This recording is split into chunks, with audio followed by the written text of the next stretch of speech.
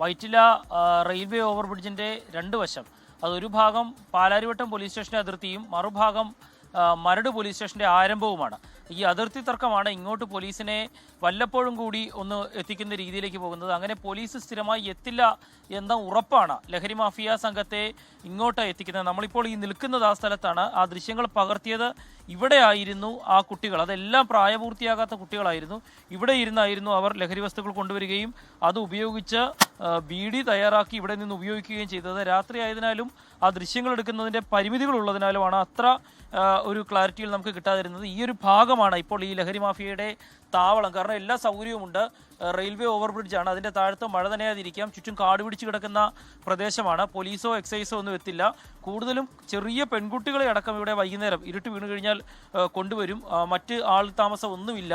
ഈ പ്രദേശത്തൊക്കെ താമസിക്കുന്ന പഠിക്കാൻ വന്ന് ഹോസ്റ്റലുകളിൽ താമസിക്കുന്ന കുട്ടികളാണ് പ്രധാനമായിട്ടും ഇങ്ങോട്ട് എത്തുന്നത്. അതിനിപ്പുറത്തേക്ക് ഇവിടെ സാമൂഹ്യ വിരുദ്ധരുടെ ഒരു കേന്ദ്രമാണ്.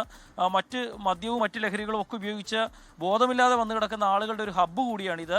വൈറ്റില ഹബ്ബ് പോലെ തന്നെ ഒരു ലഹരി ഹബ്ബാണിത്.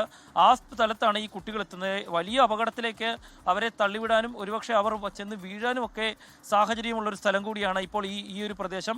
കഴിഞ്ഞ കുറച്ച് നാളുകളായി ഈ പ്രദേശത്തെ ആളുകൾ ഇക്കാര്യം പറയുന്നുണ്ട്.